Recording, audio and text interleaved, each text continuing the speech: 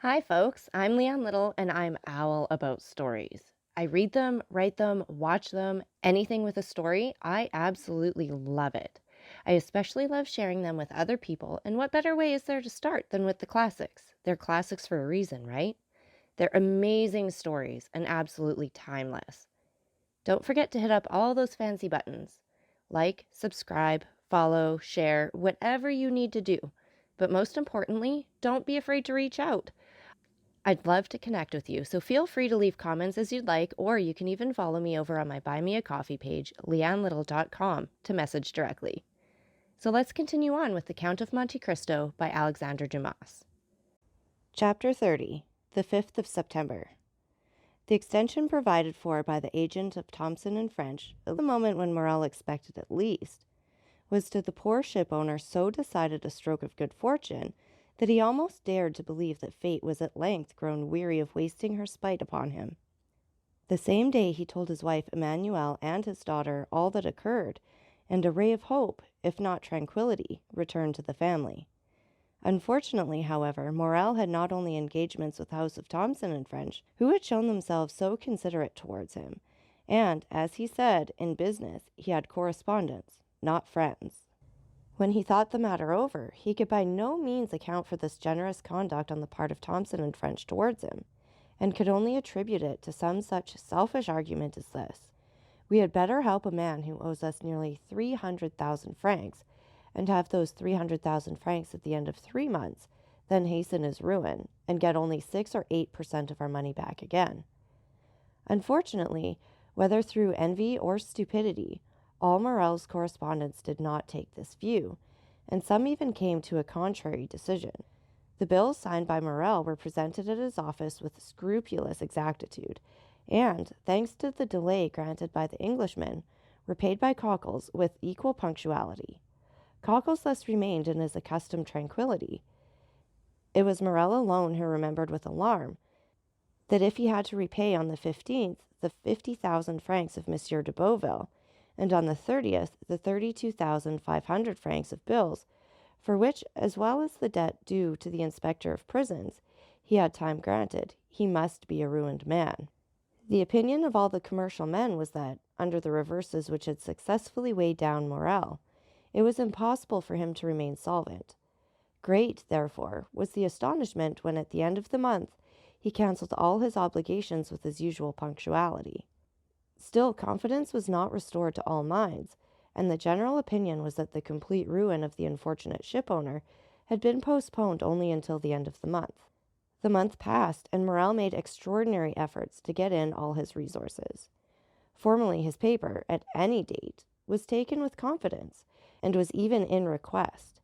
Morel now tried to negotiate bills at 90 days only, and none of the banks would give him credit. Fortunately, Morel had some funds coming in on which he could rely, and, as they reached him, he found himself in a condition to meet his engagements when the end of July came. The agent of Thomson and French had not been again seen at Marseille. The day after, or 2 days after his visit to Morel, he had disappeared, and as in the city that he had had no intercourse but with the mayor, the inspector of prisons, and Monsieur Morel, his departure left no trace except in the memories of these 3 persons. As to the sailors of the Pharaon, they must have found snug berths elsewhere, for they also had disappeared. Captain Gaumard, recovered from his illness, had returned from Palma. He delayed presenting himself at Morel's, but the owner, hearing of his arrival, went to see him. The worthy shipowner knew, from Penelon's recital of the captain's brave conduct during the storm, and tried to console him. He brought him also the amount of his wages which Captain Gaumard had not dared to apply for. As he descended the staircase, Morel met Penelon, who was going up. Penelon had, it would seem, made good use of his money, for he was newly clad. When he saw his employer, the worthy tar seemed much embarrassed, drew on one side in the corner of the landing place, passed his quid from one cheek to the other, stared stupidly with his great eyes, and only acknowledged the squeeze of the hand which Morel as usual gave him by a slight pressure in return. Morel attributed Penelon's embarrassment to the elegance of his attire. It was evident the good fellow had not gone to such an expense on his own account. He was, no doubt, engaged on board some other vessel, and thus his bashfulness arose from the fact of his not having, if we may so express ourselves, worn mourning for the fairy on longer. Perhaps he had come to tell Captain Gaumard of his good luck, and to offer him employment from his new master. "Worthy fellows," said Morrel as he went away, "may your new master love you as I loved you, and be more fortunate than I have been." August rolled by in unceasing efforts on the part of Morrel to renew his credit or revive the old. On the 20th of August it was known at Marseilles that he had left town in the mail coach, and then it was said that the bills would go to protest at the end of the month, and that Morrel had gone away and left his chief clerk Emmanuel and his cashier Cockles to meet the creditors. But, contrary to all expectation, when the 31st of August came, the house opened as usual, and Cockles appeared behind the grating of the counter, examined all bills presented with the usual scrutiny, and from first to last, paid all with the usual precision. There came in, moreover, 2 drafts which Monsieur Morrel had fully anticipated, and which Cockles paid as punctually as the bills which the shipowner had accepted. All this was incomprehensible, and then, with the tenacity peculiar to prophets of bad news, the failure was put off until the end of September. On the 1st, Morrel returned. He was awaited by his family with extreme anxiety, for from this journey to Paris they hoped great things. Morrel had thought of Danglars, who was now immensely rich, and had lain under great obligations to Morrel in former days, since to him it was owing that Danglars entered the service of the Spanish banker, with whom he had laid the foundations of his vast wealth. It was said at this moment that Danglars was worth from 6 to 8 millions of francs, and had unlimited credit. Danglars, then, without taking a crown from his pocket, could save Morrel. He had but to pass his word for a loan, and Morrel was saved. Morrel had long thought of Danglars, but had kept away from some instinctive motive, and had delayed as long as possible availing himself of this last resource. And Morrel was right, for he returned home crushed by the humiliation of a refusal. Yet on his arrival, Morrel did not utter a complaint or say one harsh word. He embraced his weeping wife and daughter, pressed Emmanuel's hand with friendly warmth, and then going to his private room on the 2nd floor had sent for Cockles. "Then," said the 2 women to Emmanuel, "we are indeed ruined." It was agreed in a brief council held among them that Julie should write to her brother, who was in garrison at Nimes, to come to them as speedily as possible. The poor women felt instinctively that they required all their strength to support the blow that impended. Besides, Maximilian Morrel, though hardly 22, had great influence over his father. He was a strong-minded, upright young man. At the time when he decided on his profession, his father had no desire to choose for him, but had consulted young Maximilian's taste. He had at once declared for a military life, and had in consequence studied hard, passed brilliantly through the Polytechnic School, and left it as sub-lieutenant of the 53rd of the line. For a year he held this rank, and expected promotion on the first vacancy. In his regiment, Maximilian Morrel was noted for his rigid observance, not only of the obligations imposed on a soldier, but also of the duties of a man, and thus he gained the name of the Stoic. We need hardly say that many of those who gave him this epithet repeated it, because they had heard it and did not even know what it meant. This was the young man whom his mother and sister called to their aid to sustain them under the serious trial which they felt they would soon have to endure. They had not mistaken the gravity of this event, for the moment after Morrel had entered his private office with Cockles, Julie saw the latter leave it pale, trembling, and his features betraying the utmost consternation. She would have questioned him as he passed by her, but the worthy creature hastened down the staircase with unusual precipitation, and only raised his hands to heaven and exclaimed, "Oh, mademoiselle, mademoiselle, what a dreadful misfortune! Who could ever have believed it?" A moment afterwards, Julie saw him go upstairs carrying 2 or 3 heavy ledgers, a portfolio, and a bag of money. Morrel examined the ledgers, opened the portfolio, and counted the money. All his funds amounted to 6,000 or 8,000 francs. His bills receivable up to the 5th to 4,000 or 5,000, which, making the best of everything, gave him 14,000 francs to meet debts amounting to 287,500 francs. He had not even the means for making a possible settlement on account. However, when Morrel went down to his dinner, he appeared very calm. This calmness was more alarming to the two women than the deepest dejection would have been. After dinner, Morel usually went out and used to take his coffee at the Club of the Phocines and read the Semaphore. This day, he did not leave the house, but returned to his office. As to Cockles, he seemed completely bewildered. For part of the day, he went into the courtyard, seated himself on a stone with his head bare and exposed to the blazing sun. Emmanuel tried to comfort the women, but his eloquence faltered. The young man was too well acquainted with the business of the house not to feel that a great catastrophe hung over the Morel family. Night came. The two women had watched, hoping that when he left his room, Morel would come to them, but they heard him pass before their door and trying to conceal the noise of his footsteps. They listened. He went into his sleeping room and fastened the door inside. Madame Morel sent her daughter to bed, and half an hour after Julie had retired, she rose, took off her shoes, and went stealthily along the passage to see through the keyhole what her husband was doing. In the passage, she saw a retreating shadow. It was Julie, who, uneasy herself, had anticipated her mother. The young lady went towards Madame Morel. "He is writing," she said. They had understood each other without speaking. Madame Morel looked again through the keyhole. Morel was writing, but Madame Morel remarked what her daughter had not observed was that her husband was writing on stamped paper. The terrible idea that he was writing his will flashed across her. She shuddered, and yet had not strength to utter a word.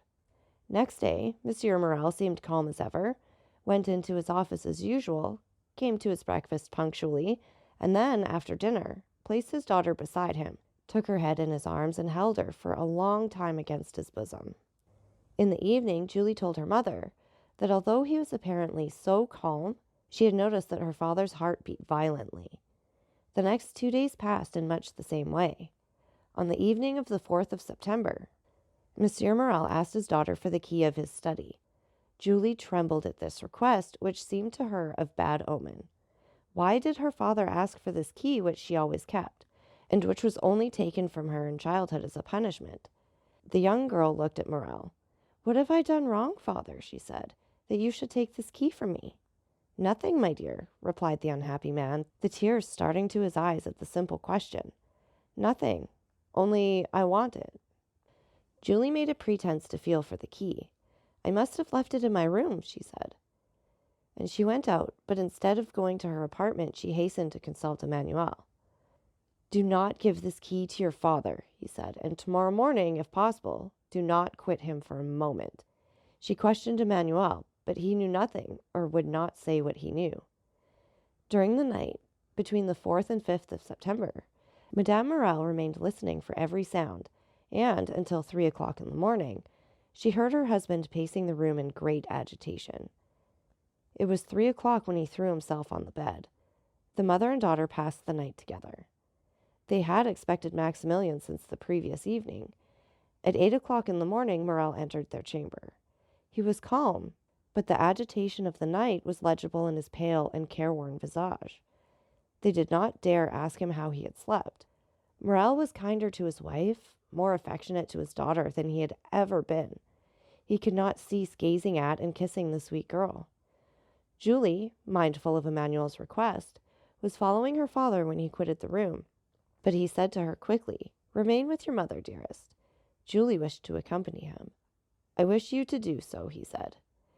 This was the first time Morel had ever so spoken, but he said it in a tone of paternal kindness, and Julie did not dare to disobey. She remained at the same spot, standing mute and motionless.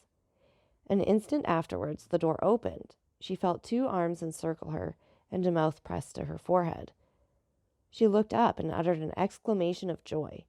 "Maximilian, my dearest brother!" she cried. At these words, Madame Morel rose and threw herself into her son's arms. "Mother," said the young man, looking alternately at Madame Morel and her daughter, "what has occurred? What has happened?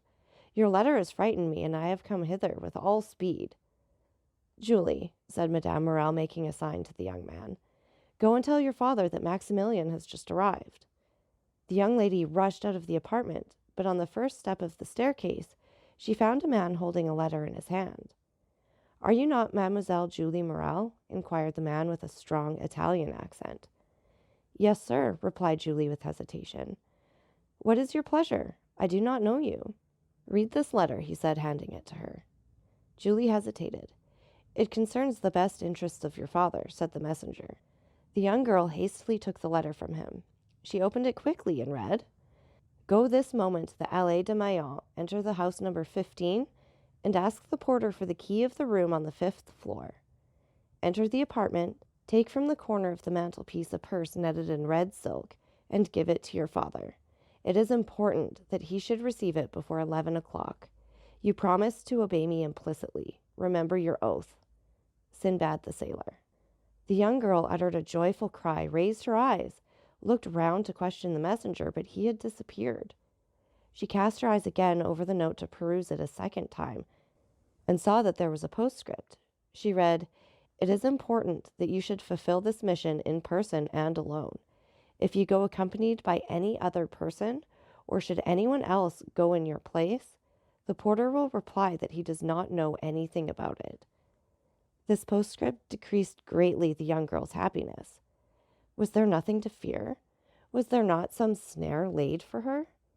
Her innocence had kept her in ignorance of the dangers that might assail a young girl of her age. But there is no need to know danger in order to fear it. Indeed, it may be observed that it is usually unknown perils that inspire the greatest terror. Julie hesitated and resolved to take counsel. Yet, through a singular impulse, it was neither to her mother nor her brother that she applied, but to Emmanuel. She hastened down and told him what had occurred on the day when the agent of Thompson and French had come to her father's, related the scene on the staircase, repeated the promise she had made, and showed him the letter. You must go then, mademoiselle, said Emmanuel. Go there? Murmured Julie. Yes, I will accompany you. But did you not read that I must be alone? Said Julie. And you shall be alone, replied the young man.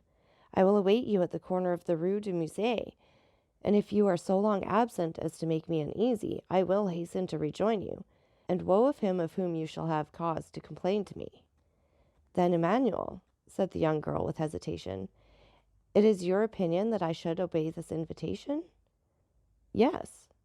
Did not the messenger say your father's safety depended on it? But what danger threatens him then, Emmanuel? She asked. Emmanuel hesitated a moment, but his desire to make Julie decide immediately made him reply. Listen, he said, today is the 5th of September, is it not? Yes. Today, then, at 11 o'clock, your father has nearly 300,000 francs to pay. Yes, we know that. Well, then, continued Emmanuel, we have not 15,000 francs in the house. What will happen then? Why, if today, before 11 o'clock, your father has not found someone who will come to his aid, he will be compelled at 12 o'clock to declare himself a bankrupt. Oh, come then, come, cried she, hastening away with the young man. During this time, Madame Morel had told her son everything. The young man knew quite well that, after the succession of misfortunes which had befallen his father, great changes had taken place in the style of living and housekeeping. But he did not know that matters had reached such a point. He was thunderstruck. Then, rushing hastily out of the apartment, he ran upstairs expecting to find his father in his study, but he rapped there in vain. While he was yet at the door of the study, he heard the bedroom door open, turned, and saw his father. Instead of going directly to his study, Monsieur Morel had returned to his bedchamber, which he was only this moment quitting. Morel uttered a cry of surprise at the sight of his son, of whose arrival he was ignorant. He remained motionless on the spot, pressing with his left hand something he had concealed under his coat. Maximilian sprang down the staircase and threw his arms around his father's neck. But suddenly he recoiled and placed his right hand on Morel's breast. "Father!" he exclaimed, turning pale as death. "What are you going to do with that brace of pistols under your coat?" "Oh, this is what I feared," said Morel. "Father, father, in heaven's name!" exclaimed the young man. "What are these weapons for?"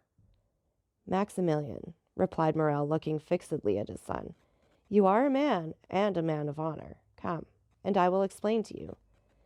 With a firm step, Morel went up to his study, while Maximilian followed him, trembling as he went.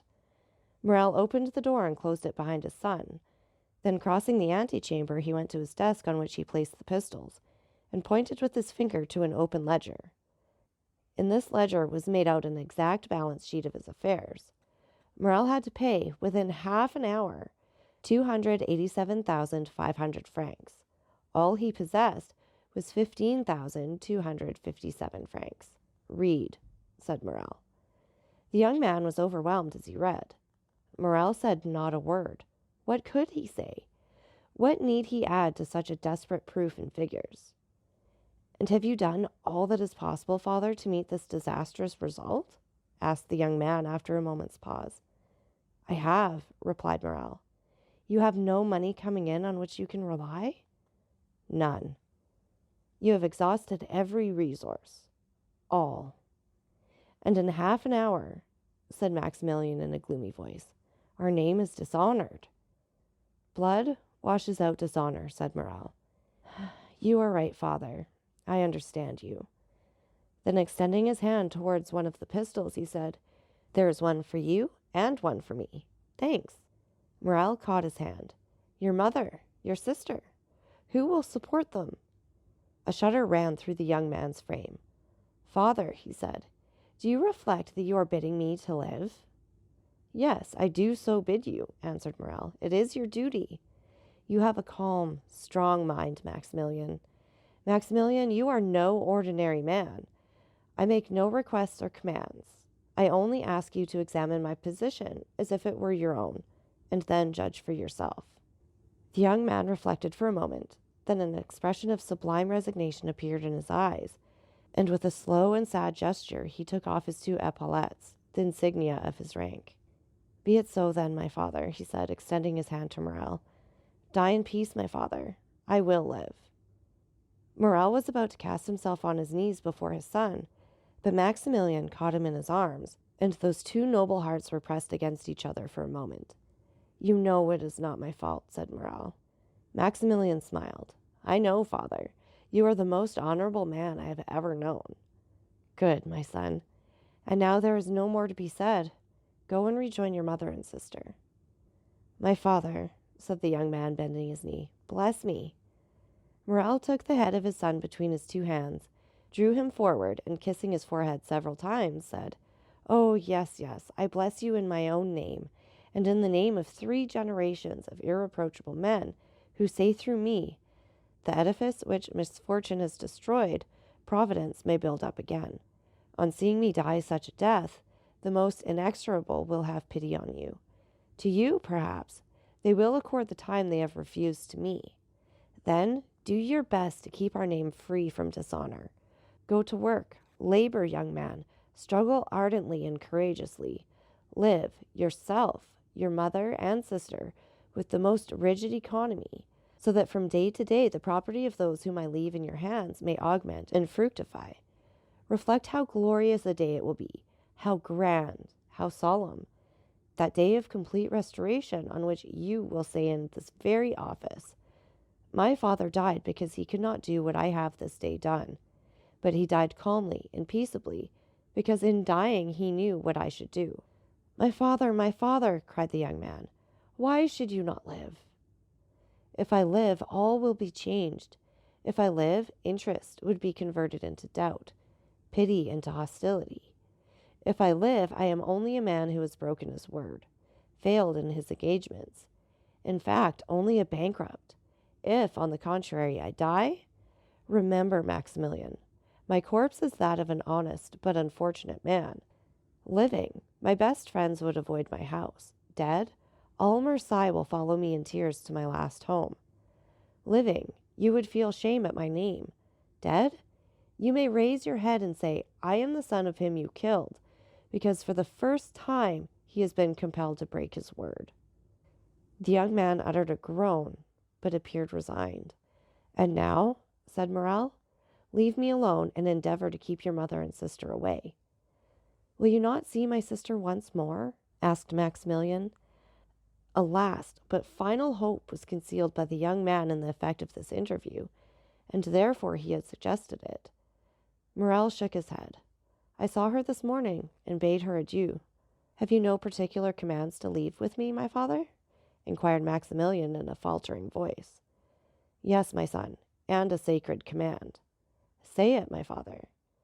The house of Thomson and French is the only one who, from humanity, or it may be selfishness, it is not for me to read men's hearts, has had any pity for me. Its agent, who will in 10 minutes present himself to receive the amount of a bill of 287,500 francs, I will not say granted, but offered me 3 months. Let this house be the first repaid, my son, and respect this man. Father, I will, said Maximilian. And now once more adieu, said Morrel. Go, leave me. I would be alone. You will find my will in the secretaire in my bedroom. The young man remained standing and motionless, having but the force of will and not the power of execution. Hear me, Maximilian, said his father. Suppose I were a soldier like you, and ordered to carry a certain redoubt, and you knew I must be killed in the assault. Would you not say to me, as you said just now, Go, father, for you are dishonored by delay, and death is preferable to shame? Yes, yes, said the young man, yes. And once again embracing his father with convulsive pressure, he said, Be it so, my father. And he rushed out of the study. When his son had left him, Morrel remained an instant standing with his eyes fixed on the door. Then putting forth his arm, he pulled the bell. After a moment's interval, Cockles appeared. It was no longer the same man. The fearful revelations of the last 3 days had crushed him. This thought, the house of Morrel is about to stop payment, bent him to the earth more than 20 years would otherwise have done. My worthy Cockles, said Morrel in a tone impossible to describe, do you remain in the antechamber? When the gentleman who came 3 months ago, the agent of Thomson and French, arrives, announce his arrival to me. Cockles made no reply. He made a sign with his head, went into the anteroom and seated himself. Morrel fell back in his chair, his eyes fixed on the clock. There were 7 minutes left. That was all. The hand moved on with incredible rapidity. He seemed to see its motion. What passed in the mind of this man at the supreme moment of his agony cannot be told in words. He was still comparatively young. He was surrounded by the loving care of a devoted family, but he had convinced himself by a course of reasoning, illogical perhaps, yet certainly plausible, that he must separate himself from all he held dear in the world, even life itself. To form the slightest idea of his feelings, one must have seen his face with its expression of enforced resignation and its tear-moistened eyes raised to heaven. The minute hand moved on. The pistols were loaded. He stretched forth his hand, took one up, and murmured his daughter's name. Then he laid it down, seized his pen, and wrote a few words. It seemed to him as if he had not taken a sufficient farewell of his beloved daughter. Then he turned again to the clock, counting time now not by minutes, but by seconds. He took up the deadly weapon again, his lips parted and his eyes fixed on the clock, and then shuddered at the click of the trigger as he cocked the pistol. At this moment of mortal anguish, the cold sweat came forth upon his brow. A pang stronger than death clutched at his heartstrings. He heard the door of the staircase creak on its hinges. The clock gave its warning to strike 11. The door of his study opened. Morrel did not turn round. He expected these words of Cockles, the agent of Thomson and French. He placed the muzzle of the pistol between his teeth. Suddenly he heard a cry. It was his daughter's voice. He turned and saw Julie. The pistol fell from his hands. "My father!" cried the young girl, out of breath and half dead with joy. "Saved! You are saved!" And she threw herself into his arms, holding in her extended hand a red netted silk purse. "Saved, my child," said Morrel. "What do you mean?" "Yes, saved, saved! See, see!" said the young girl. Morrel took the purse and started as he did so, for a vague remembrance reminded him that it once belonged to himself. At one end was the receipted bill for the 287,000 francs, and at the other was a diamond as large as a hazelnut, with these words on a small slip of parchment: "Julie's dowry." Morrel passed his hand over his brow. It seemed to him a dream. At this moment the clock struck 11. He felt as if each stroke of the hammer fell upon his heart. "Explain, my child," he said. "Explain. Where did you find this purse?" "In a house in the Allée de Meilhan, number 15, on the corner of a mantelpiece in a small room on the 5th floor." But, cried Morel, this purse is not yours. Julie handed to her father the letter she had received in the morning. And did you go alone? Asked Morel after he had read it. Emmanuel accompanied me, father. He was to have waited for me at the corner of the Rue du Musée, but, strange to say, he was not there when I returned. Monsieur Morel! Exclaimed a voice on the stairs. Monsieur Morel! It is his voice, said Julie. At this moment Emmanuel entered, his countenance full of animation and joy. The Pharaon! He cried. The Pharaon! What? What? The Pharaon? Are you mad, Emmanuel? You know the vessel is lost. The Pharaon, sir! They signal the Pharaon! The Pharaon is entering the harbor! Morel fell back in his chair. His strength was failing him.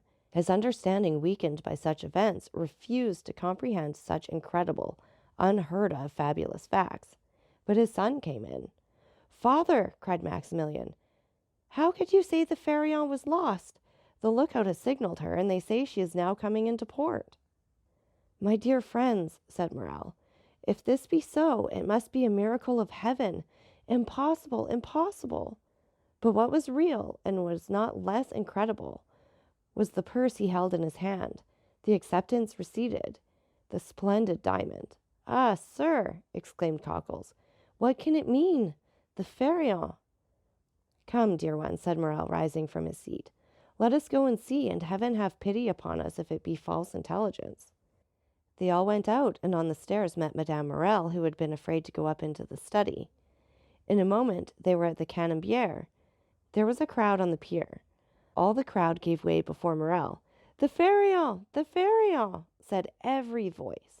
And, wonderful to see, in front of the tower of Saint Jean was a ship bearing on her stern these words, printed in white letters. The Pharaon, Morel and Son of Marseille. She was the exact duplicate of the other Pharaon, and loaded, as that had been, with the cochineal and indigo.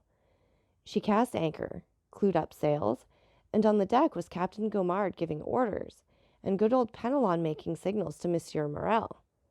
To doubt any longer was impossible. There was the evidence of the senses, and 10,000 persons who came to corroborate the testimony.